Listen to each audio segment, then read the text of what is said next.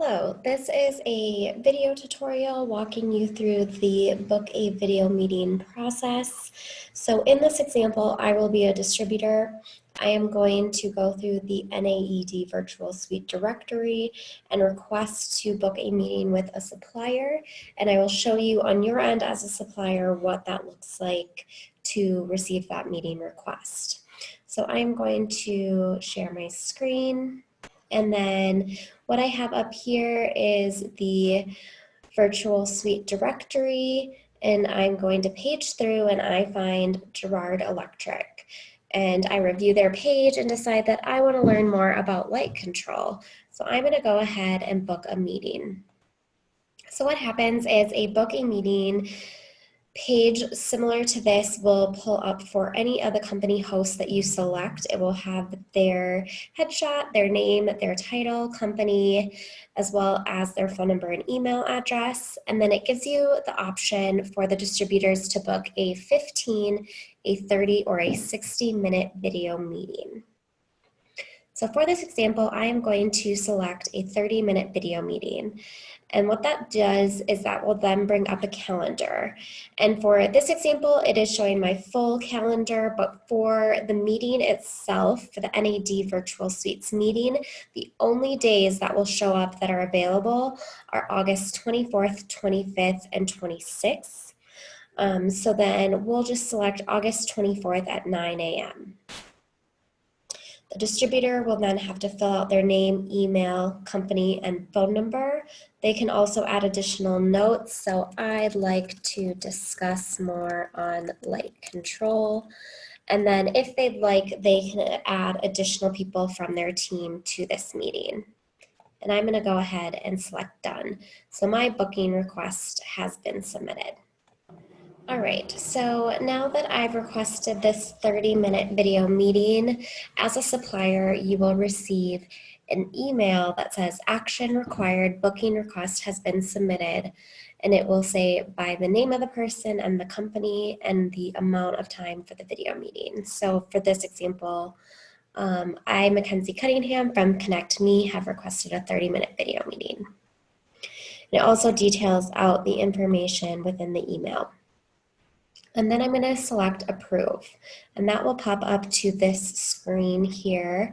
And it doesn't automatically approve the request when you hit approve. There is some additional action needed, but what will happen is it will bring you to this window and it will show you if you have any conflicts. So for Monday, August 24th, I do not have any conflicts from 9 to 9:30 a.m. So what I will do is hit schedule. But really quick, before I do that, you can request new times, and what you can do is say you have a lot of different meetings throughout the day, you can scroll through and see when your availability matches. So if you want to do 2 o'clock, you can hit request new time and say I am unable to attend at 9:30. Can we do 2 o'clock p.m.? And hit cancel and send a new time request. I'm not going to do that because I'm free from 9 to 9:30, so I'm going to go ahead and hit schedule. Okay, so now that the meeting has been scheduled, I will receive an email in my inbox with the subject line scheduled and saying that the meeting is confirmed. So I can also scroll down and see the details. And if you do have your calendar connected in OneHub, which is the system that we're using, it will automatically send you a calendar invite that you can then add to your calendar. If your calendar is not synced to OneHub, which is most likely not the case, I would scroll down to this confirmed meeting and click add to Outlook calendar. So what that'll do is that will then pop up the meeting invite here. And if I want, I can go ahead and add additional people to the invite, any additional details, and update my calendar now. So that meeting is scheduled, it is on your calendar. So one thing I want to quickly show you is that what you can do is you did create a password for OneHub, which is what we're using. And if you want, a good way to see all your different calendar bookings is to log in and then click on activity. And then you can select my activity. You could also select all activity. It would be one and the same for you. You can also see the different booking requests and what your upcoming meetings are. You can also search by company or by the name of the requester. But for this matter, I'm going to go to all activity, and I decided that I'm now unable to attend this meeting from 9 to 9:30. So what I'm going to do is I am going to cancel. So I am going to, you can cancel and send a reschedule request for the same event type, and by event type, that is the 30 minutes. So if you want another 30-minute video meeting at a different date and time, you can reschedule. Or if you want a different event type and say that you only have 15 minutes. So this, you could then request 15 minutes, or if you just want to cancel altogether. So I'm going to hit cancel. I can put in a reason for cancellation. So I had a personal meeting arise and am unable to attend.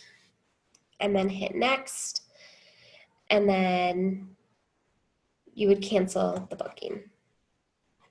All the attendees have been notified, and that does open the time slot if you don't have anything conflicting on your calendar back up. So overall, that is the process of how the book of meetings would take place. And there is also email notifications that go out to the distributor that requested a meeting. So they will receive an email that they have sent in the request, that the request has either been confirmed or requested to reschedule or canceled. So they will receive those email notifications.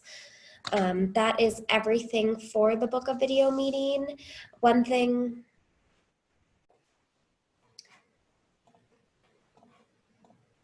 so one final item that I am going to show you is within the planning process, we either requested your Zoom meeting details if you already had a Zoom account, or we have created a Zoom account for you under our Zoom umbrella, or you have connected your Microsoft Teams account. So what we've done in the system is we've already added that detail into your overall account.